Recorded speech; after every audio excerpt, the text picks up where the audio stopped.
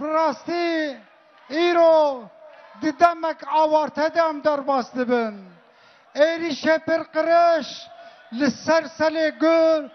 ایرو بردوام دکه لعم بازانن عم بخباورن عم بی اراده خباورن عم بی اراده گل خباورن عویرش ایریش قرش اوه گسه جیوالا درکبن عم زانن گل کد جبوشیانک آزاد جبوشیانک برومت اوه حتی دایه تکوشینک به هم پا بمشینن. Evet, bugün biraz önce ifade ettiğim gibi olağanüstü لە هەڵومەرجێکی نائاساییدا تێپەڕ دەبین. کاتێک تەماشای ڕابردوو مێژووەکەین ئەبینین کەوا چەندین جار لە مێژووی کۆماری تورکایە ڕوبەڕووی ئەم ڕووداوانە بووینێتەوە لە ساڵانی 1925 شێخ سعید و لە ساڵی 1927 لە ئاگری لە ساڵی 1937 لە دەرسیم گەلی کورد هێرشی کرایە سەر.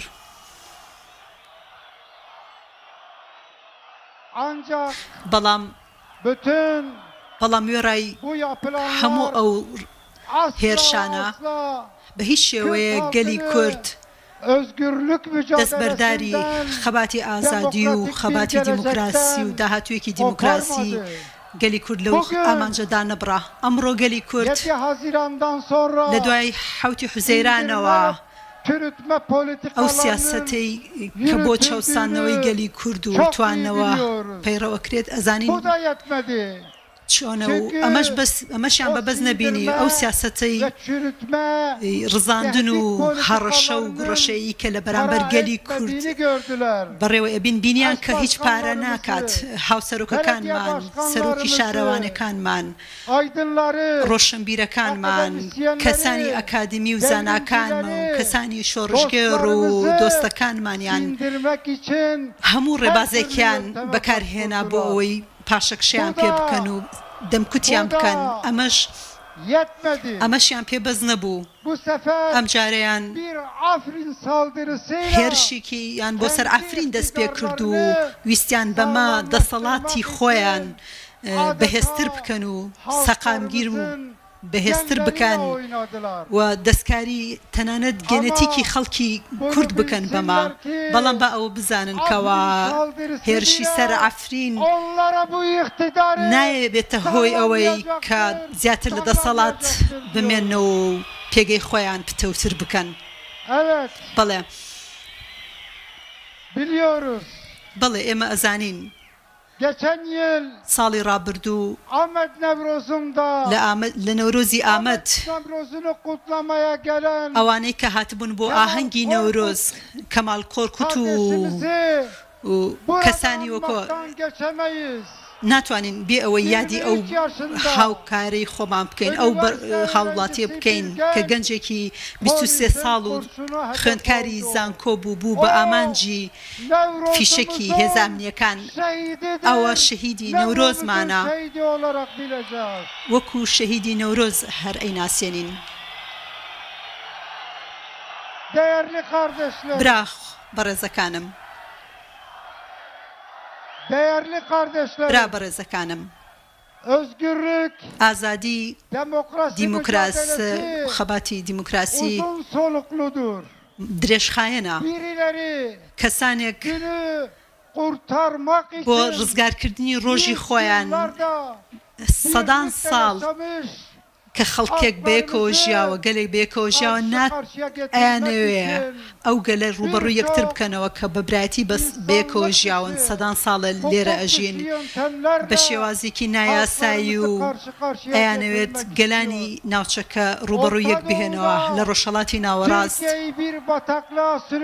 تورکیا بەرەو زۆنگاوێک ئەبەن و ئەوانە هەمووی ئەزانین. لە ڕاستیە ئەمڕۆ لە چوونیان بۆ ئەفرین لەواتچێ ئەوانە وەکو سەرکەوتنی ئەبینن چوونیان بۆ ئافرین بەڵام ئەبینن کەوا گەلانیان چۆن ڕوبەڕوو یەکتر کردوتەوە و ئەزانن بۆیان دەرەکەوێت کە ئەمە سەرکەوتن نییە بە پێچەوانەوە بۆ تورکیا و بۆ گەلی تورک و کوردیش زەرێکی زۆریان پێگەیانەوە و بە چاوی خۆیان ئەوە ئەبینن. Her zaman biz ancak halkların kardeşliğiyle adalet ve eşitlik duygusuyla vekhevi u yeksani u hesten van ev nekarin le rojlata navin u le van axede aştiye bedest binin. İroji me heman baweri heye çirriyeke din nine beri neha çava mı got le dersime le amede le agriye insanların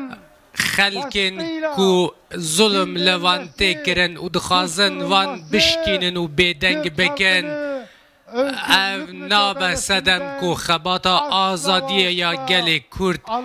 چجاران راوسته و ببرگر ایرو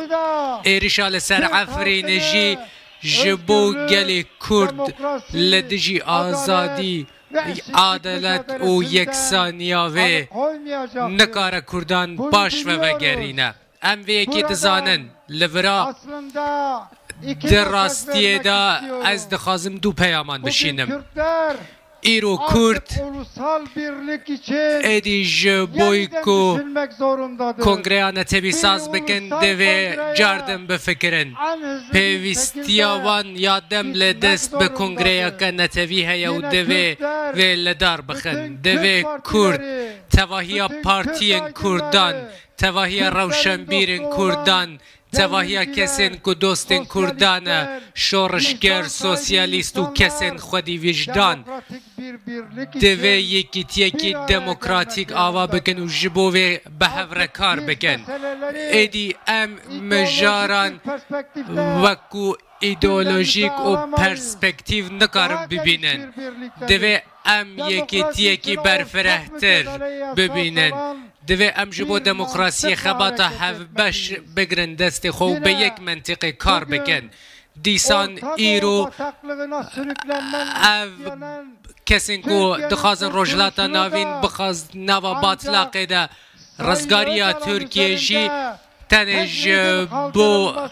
بویه که دست پیکه ده تجرید سر برز او جالان بیر را کرن و روش و درفته که دیالوگی بی آوا کرن دکار رزگار ببه از گلک بباشی دزانم کو برز او جالان چجار و چجاران ناخازه کو گل بی نهمبری هف ام ایرو آشتی ام دخوازن رگرین لپیشیا آشتی راکن و او ارکیمه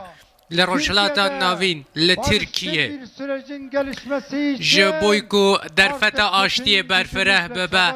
امی به همو هزا خواه کار بکن او شرن لجیهان مدیدن شر یکم یه جیهان مدید ما هیتلر دید به میلیونان کس هاتن کشتن او سردم جی مدیدن لید داویه دا لسر ماسaya آشتیه تواهی پرسکرگان هاتن شهر سر کرن و ایرو جی ام جوه حکومتی رد بجن جوه دستلاتی رد بجن کو شکاندن پاشکو خستن او سیاست هون نکارن گلن ما و پاش روژا گلن ما هون رش دکن وی کاری نکن کرد هر تم لوی ولاتی لگل گلندن به یکی تیشیانا آزاد و کهف و به یک به هفرجیان و به کهف جیان بنگه گردنه جبر و ام دبن وان شرط و مرجان دک و هر چی به ام جبو پاش روژا گل خواه و ام بخن گرانتیه ده ام جی ام سیاست خویا دموکراتیک مزن بکن پرسکرکان به دیالوگ و به گوت و بیج و به هفدیتنان امی چاره سر بکن امی جاره کدن جبوه حول بدن بله Ez dizanım Bugün söylenecek çok şey var. ایرو گلک تشتنه کو دوی بینه گوتن بله از دزانم کو جهر ساوا جهلوست و جراوستانه و ایرو افکار و شاشتین کو لهمبری وی گلی هاتنه کرن چه قاسی هون هرس کرنه از بباش دزانم لی تدیروکا مروفایتیه ده تدیروکا مروفایتیه ده توا لهمبری توا هیا بیم پرزیان یک راوستان و رک خستن و به هفر کار کرن جی ام دکارن وان در باس بگن جبر و یکی ام جه گل خواه و جه خواه و جه دوستین خواهین ترکیه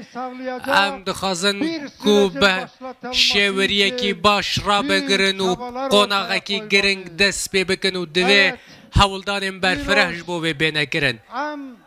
دلسارن ایروش ام دلشن لی ام باش بالزانن